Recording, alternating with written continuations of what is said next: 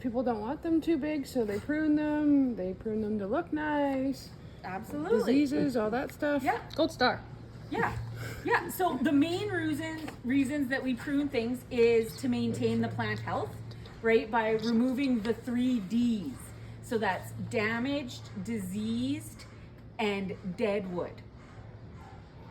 So you want to remove all of the dead, damaged, diseased wood. Another reason to prune is to shape your trees and your shrubs for a more pleasing appearance and stronger structure.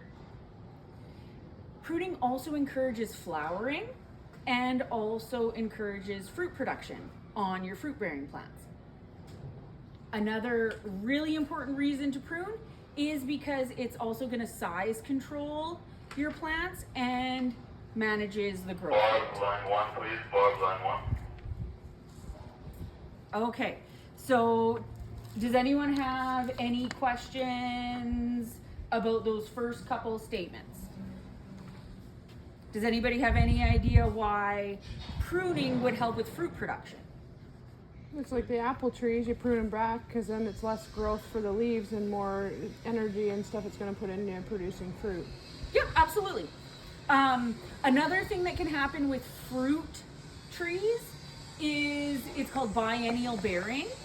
And what that is 1 year you'll get a bumper crop of fruit and you'll think, oh, this is the best apple tree I've ever had, or this is the best Saskatoon I've ever had. Oh my God, it's amazing. And then the next year you get a pitiful amount of fruit, like maybe just a couple on each branch. And that is because it takes an incredible amount of energy for the tree to produce all of that fruit.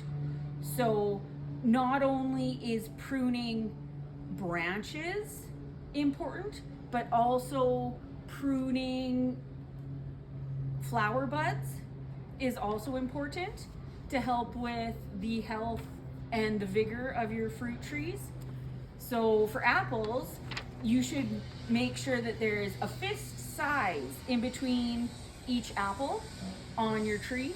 So that means that sometimes you have to go out there and pick off the little tiny apples. You don't want to be picking off flowers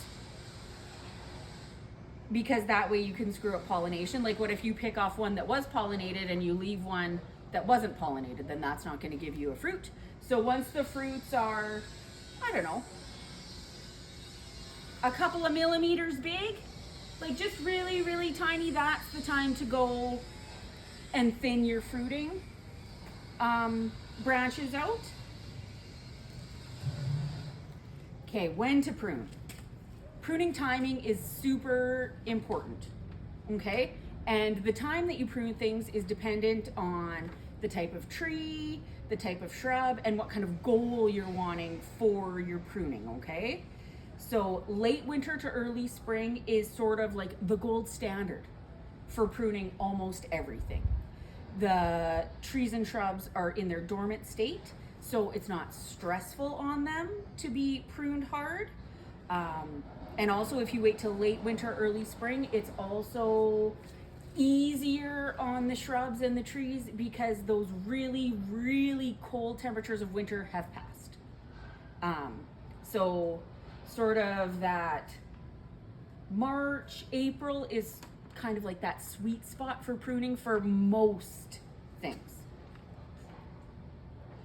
There are exceptions though.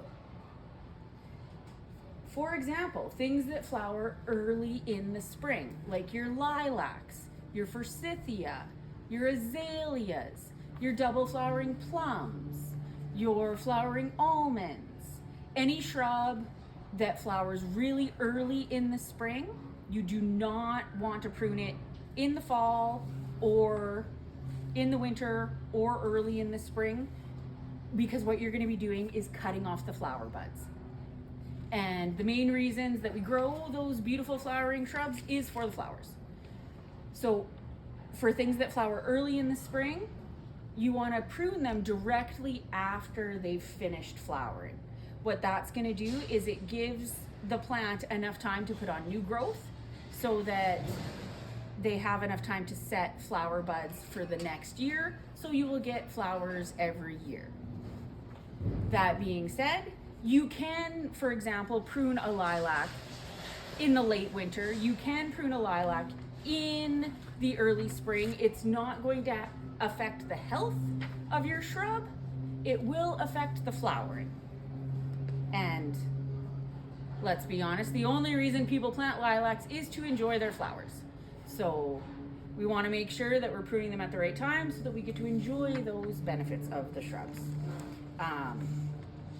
An exception for pruning trees would be maples and birches. You do not want to prune them in the late winter. You don't want to prune them in the late fall. You want to prune them actually in the middle of summer. And the reason for that is because that's when their sap production is the lowest. If you prune a maple tree in the fall, it's just going to puke sap all over everywhere, and it makes a big mess, and it calls in all the insects, and it's just not a good idea. Like, think about in Quebec when they tap the maple trees for maple syrup production, right? That's in the fall because the sap production is the highest then. So if you have maples in your yard, if you have birch trees in your yard, you want to prune those in the middle of summer.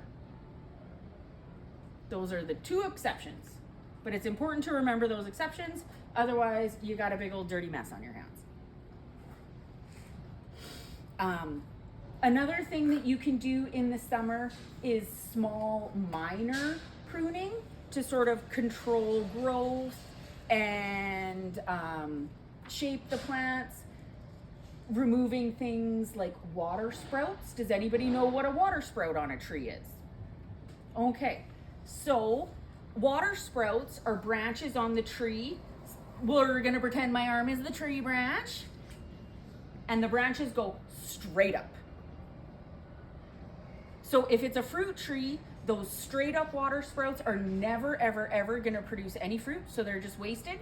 So, you want to cut them off. On non-fruit bearing trees, what those straight up branches are going to do is they're going to get in the way of all of the branches in the upper canopy and rub and cross, and that can create wounds which can lead to insects or disease getting in, so we want to remove them. So cutting off water sprouts, cutting off suckers at the very base of the tree. A sucker shoot is another little tree that grows up from the roots of the plant. So pruning those in the middle of summer is a great idea as well. So fall pruning. You can prune any tree or any shrub in the fall. However, it is good to know that if you're doing major pruning in the fall, if we have really cold temperatures, they can sometimes succumb to a bit of winter injury, which is why I recommend doing major pruning in the late winter or early spring after those really cold temperatures have passed. Now we're going to quickly touch on elm trees because there are legal times where you can prune and times where it has been banned by the government that you cannot prune.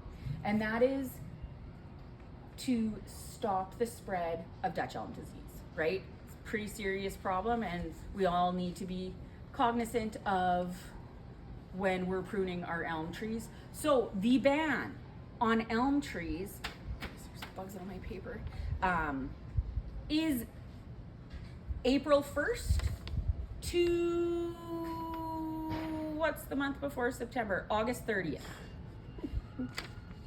So you can safely prune an elm tree between September 1st and March 31st. Okay, so only in the fall and winter. You cannot prune an elm tree at any other time because that leaves wounds and then the little beetles get in, okay? So very important that you're only pruning elm trees between September 1st and March 31st. Once you have pruned those branches, even if your elm tree does not have Dutch elm disease, you still need to dispose of the branches in a proper way. So they either need to be burned or you need to take them to the dump and they will bury them 6 feet under the ground. Okay? Anybody have any questions, comments, concerns about pruning timing for anything? Okay. Oh, actually, I do. Yeah. Because we get quite a few customers in with their cedars, right? And they want to trim lots, so there's always questions about, you know, when's a good time to trim those, even though they like to shape them for aesthetic purposes. And then new growth, I think, is what you told me. You want to trim back on those, right? Yeah. Okay. Yeah, so with evergreen trees, you have to be a bit careful. Okay. Whenever you're pruning on an evergreen tree, so that would be a cedar, you either want to pinch back the new growth, that's gonna increase branching, which increases the fullness and bushiness of the plant, which is what everybody wants. But it's not a great idea to go into the old wood if you don't have to. And it is absolutely essential to leave foliage on the branch. Like if you're gonna be cutting a branch back, you need to either take the entire branch off or leave a lot of foliage on the branch. Otherwise, the branch most likely will die. But you can do sort of profile pruning, light shaping on evergreens, really at any time. As long as you're not going into that old wood.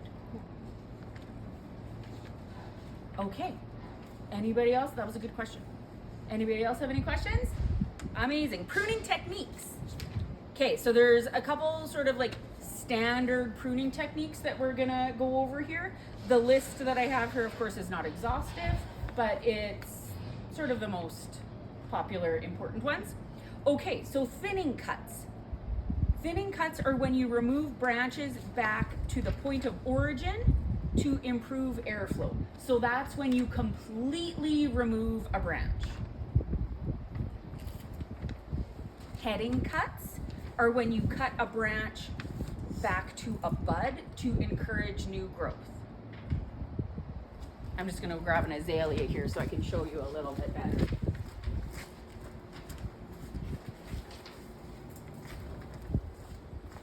Okay, so if on this guy, if we were gonna do a thinning cut, that would be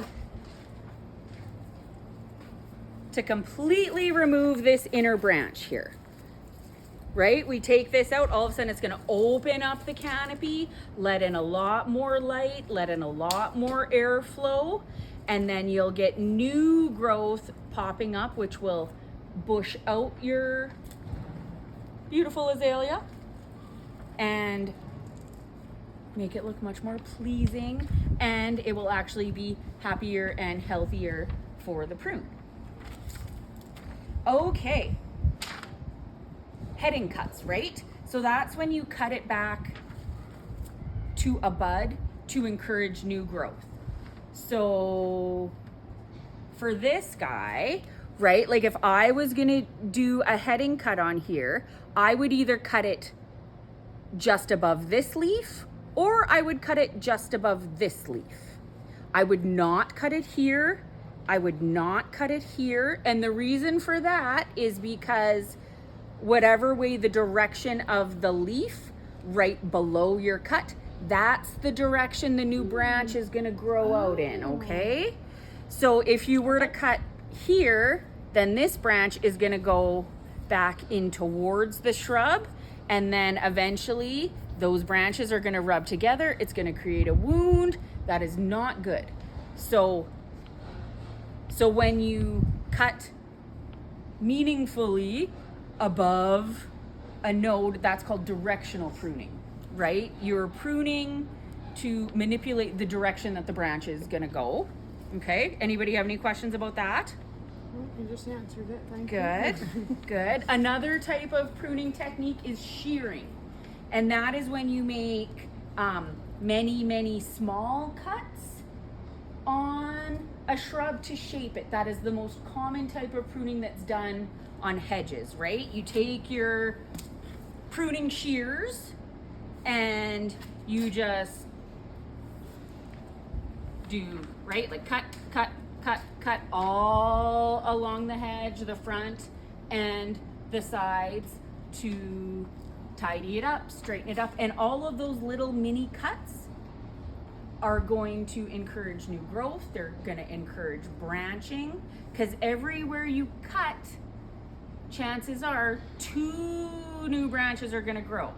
So that's how you encourage bushiness and fullness in your plants, is by pruning them. So shearing is mainly done if you're wanting to thicken and have denser hedges.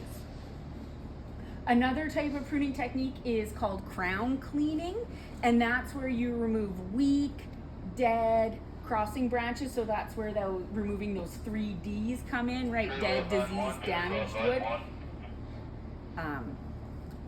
So an example of a weak branch would be, do you see these little spindly branches right here? That would be a weak branch. So that would be a good one to completely remove.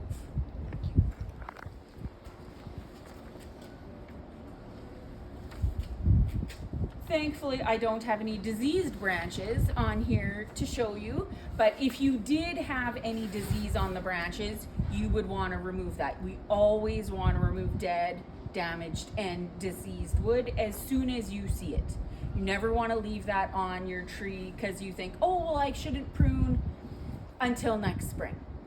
Dead, damaged, and diseased branches are a really easy way for insects and disease to enter into your tree. So whenever you see them, you want to remove it right away.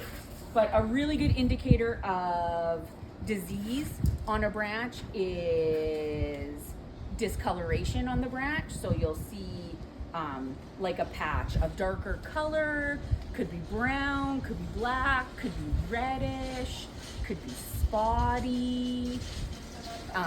If you see like wounds or holes in the wood, like an insect has burrowed in there, that would be a really good reason to prune it off.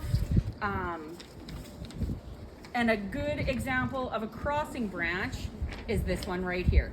You see how it's growing inside and it's crossing this branch here. So when it, right here, so when it hits the wind, these are gonna rub together, creating a wound. So this would be a good branch to completely eliminate, to get rid of that crossing branch. Okay, any questions about that type of thing? Where'd my paper go? Oh, thanks, Evan. Okay, so now we talked about why we prune, when we're gonna prune, the couple different techniques. Now we're gonna talk about tools, what you use when you're pruning. So step number 1 is you wanna use the right tool for the job, right? It's very important to keep your tools sharp, and it's very important to keep your tools clean. So you should always be sanitizing your tools in between each tree for sure. If you have any issues on the tree that you're pruning, like say it had a fungal infection the previous year or this year, or there's something going on that you're not quite sure of, you should be pruning or sanitizing your pruners in between each cut. The easiest way to sanitize your pruners is with a 10% bleach solution. That's my question. You can also use a 70% alcohol solution. You don't want to use a 90% isopropyl alcohol solution because 70% actually kills more stuff than the 90%. Which is weird, but it's true. So either a 90% bleach solution, so that would, or the 70% alcohol solution, just in a little container, and then you would just dip your pruning implement in, either in between each cut or in between each tree, depending on the circumstance. Tracy, Evan's got it. If you can come back, Tracy. I'll wait for them. Fair. I'm just filming because I'm gonna use it for future stuff, future purposes. I figured. Honestly, I might as well just set up the chairs here. What do you think? Yeah, well, I was gonna put a umbrella over the chairs out there, but It looks great here. I might get Reese to paint these. Sure. But yeah, honestly, it's nice. Yeah. No, so good. Okay. So we were just talking about sanitizing tools. So either a 90% bleach solution or a 70% alcohol. And you cannot keep those, right? Like the bleach solution and the alcohol solution can only be used that day. Garbage. Then you got to throw them away and get new stuff the next day because it will not be effective. Okay, very important that you are wearing gloves when you're pruning. Very important that you are wearing eye protection, especially if you are pruning any branches that are above your head, right? Because it's very easy for lots of stuff to come down, and there is nothing worse than getting a branch in the eyeball. I know, unfortunately. If you need to use a ladder, make sure that your ladder is set in a spot where it's sturdy and safe. You would never stand on the very top rung of your ladder when you're pruning. You always want to be at the highest on the second from the top. Otherwise, it's unsafe. Really, really good idea if you're going to be up on a ladder to have a buddy so that they can hold the base of the ladder for you so that it's nice and stable. And I know it can be a bit annoying, but you must move your ladder. That sounds silly, but lots of people are like, oh, I'll just reach over here with my big pruning saw. And then the next thing you know, they're on the ground with a broken leg or a broken back or missing arm. Worse, right? So very important that as you are pruning around the tree, that you are taking the time to actually move your ladder, make sure that it's set and sturdy before you're going back up. And also really, really beneficial to have a partner to help you stabilize that ladder as well.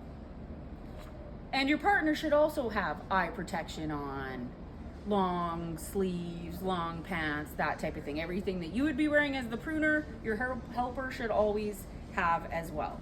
Okay, so for small branches, small branches would be something 1 inch or smaller, sort of the diameter of your pointer finger. Secateurs, bypass pruners, so those are just the small handheld pruners. Absolutely. Those are great for small branches.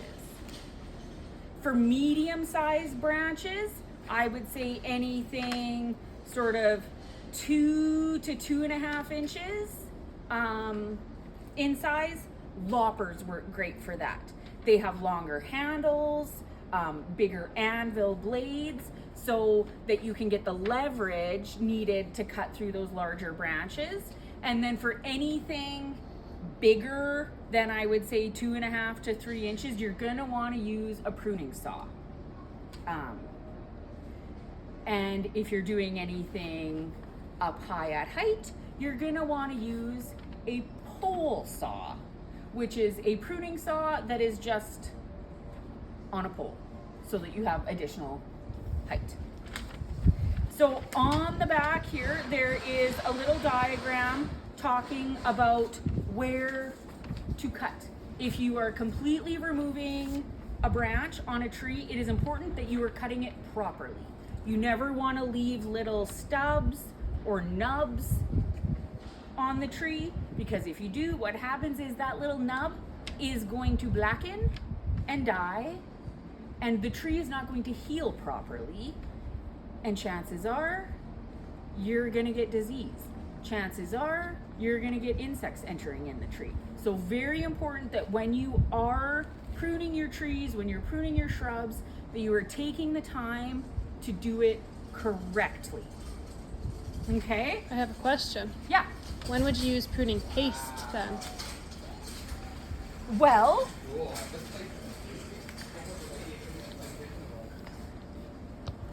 It's my favorite thing to watch. those are tasty. He likes currants, I don't. They're tart as hell. Well, you're just not eating them when they're fully ripe then. I guess. So is rhubarb when you cook with it, it's delicious. So. That's right. That's right. So actually, you should only put pruning paste on a cut if it is, I'm going to say, larger than 3 inches, and only if you're really worried about insect pressure. Your tree will actually heal a lot quicker and a lot better and a lot faster without it. Good to know. So when, obviously, I know you just said certain whatever. So what does the pruning paste actually do for the tree for people that don't know? Pruning paste, what it does is it creates a barrier between the wound and the environment. Band-Aid. So that insects can't get in, so that moisture can't get in, sort of seals it off. So for everything, it's not just specifically for bugs or whatever, it just kind of covers the whole disease bug. Yep, yep, absolutely. But unless you're worried, like if your tree has had lots of insect pressure that year, or it's had lots of insect pressure in previous years, then yes, I would probably recommend doing some pruning paste to save yourself a headache later on. If your tree is happy and healthy and it hasn't been going through any issues, it's actually better for the tree not to apply it. Good to know. Thank you. Yeah, no problem. Okay, so do you see on the diagram here where it says the branch collar is? So that is the swollen area. This is a bad example because it's just a baby azalea, so there's not a lot of big branches, but Would it be like this here? Like this? yeah, absolutely. So, right, so this is the bark ridge right there. And then the collar is right here. So you want to cut right up to the collar, but not into the collar. It's the tissue in the collar that heals the wound. Okay, what it does is it wraps around and encloses the wound and heals it up. So if you're cutting that tissue off, your tree has a heck of a hard time sealing up and healing that wound. So very important that when you're cutting trees and shrubs that you are not cutting into the collar of the branch. And when you are doing cuts on larger tree branches, it is important not just to go for it and go right to the collar. You got to do a couple cuts first.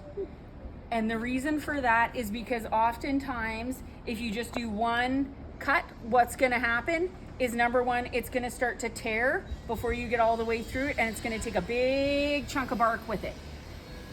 And then that's a wound. That's a really good way for insects and disease to get into your tree, so you really want to avoid that. So the way you avoid that is, it tells you right here on the diagram.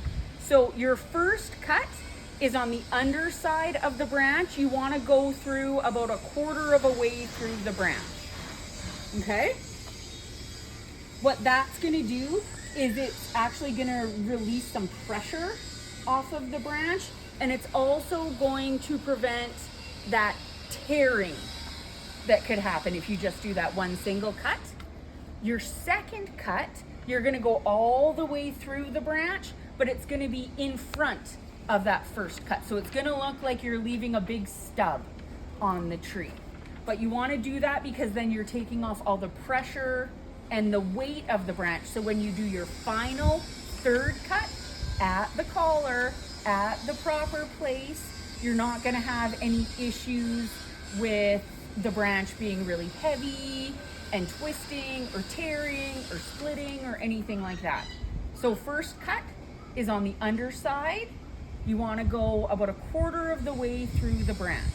Your second cut is a couple inches in front of that first cut, and you're going all the way through the branch. That takes the weight off.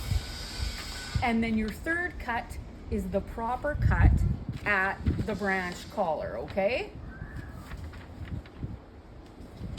Okay, common mistakes to avoid. Over pruning. It is not a good idea to remove more than 1/3 of the tree canopy or 1/3 of the total plant material in any one pruning session. Removing more than that can be quite stressful on the tree.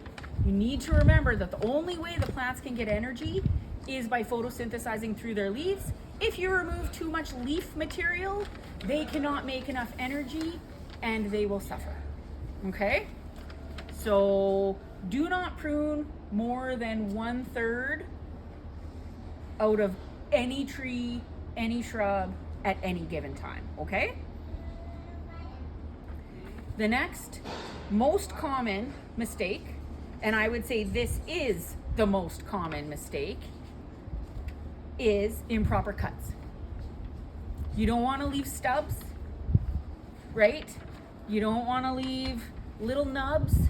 You want to make sure that you're cutting right to the collar on the branch, but not into the collar of the branch. I can't stress how important that actually is.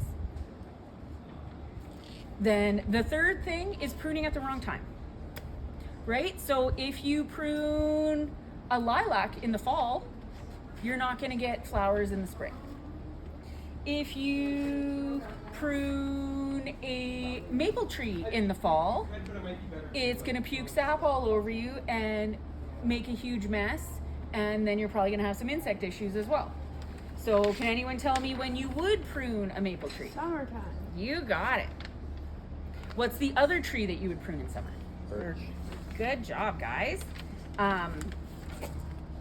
Winter damage is also something that can result from pruning at the wrong time.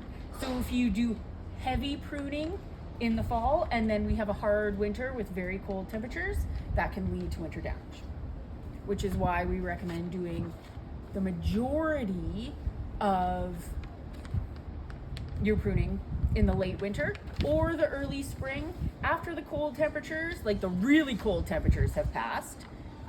Like I'm talking the -40s. But before your trees have started to swell, like before the buds have started to swell, before the leaves come out, you still want them to be in that dormant state. Okay, and then at the very end, I did some quick reference notes. So quick references for trees. Maples and birches are best pruned in the midsummer to reduce sap bleeding. Fruit trees, you want to prune them in late winter for shape and productivity. So, right, removing those water sprouts, removing crossing branches, doing some crown cleaning. Evergreens, you can lightly prune them almost at any time. If you need to do any major heavy pruning like total branch removal, things like that, late winter, early spring is the best time for that. Okay, quick references for shrubs. Anybody have any questions about the trees? Okay, so lilacs, forsythia, double flowering plums, azaleas, flowering almonds. There's several more I could say, but any shrub that flowers early in the spring, you want to prune directly after they've finished flowering so that they have enough time to set their flower buds for next year so you get flowers the next year. Okay, roses, best time to do pruning on roses is early in the spring while they're still dormant, but when the bud has started to swell on the plant. That way you can ensure that you're pruning your rose back to a nice strong bud that's going to give you nice strong growth. Okay, you want to do the same thing with hydrangeas. You want to wait until early spring when the tree is still dormant but the buds are starting to swell, and then you cut back to the first strong bud.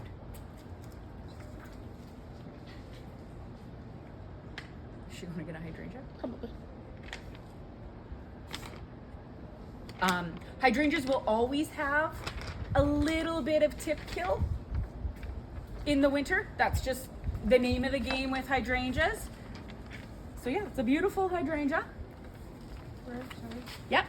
So everywhere there is a leaf, once the leaves fall off in the winter, that's where the buds are, right?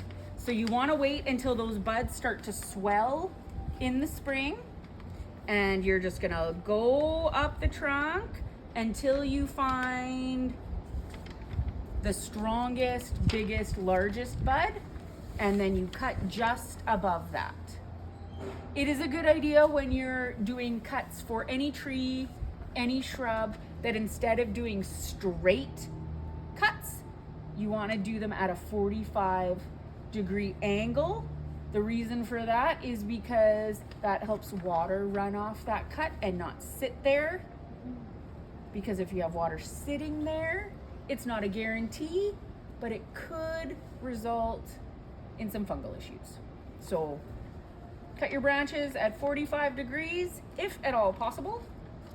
If it's not possible, it is not the end of the world, but it is best practice to do the 45-degree cuts.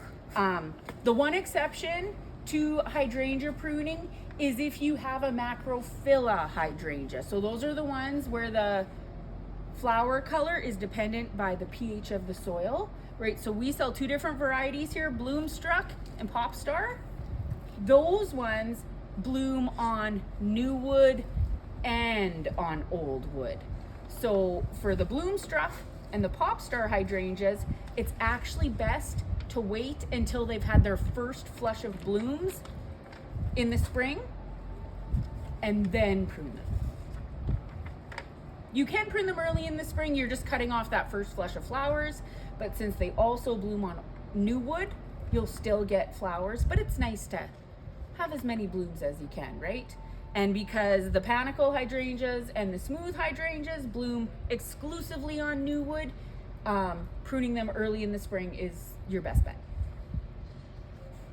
Okay, any questions?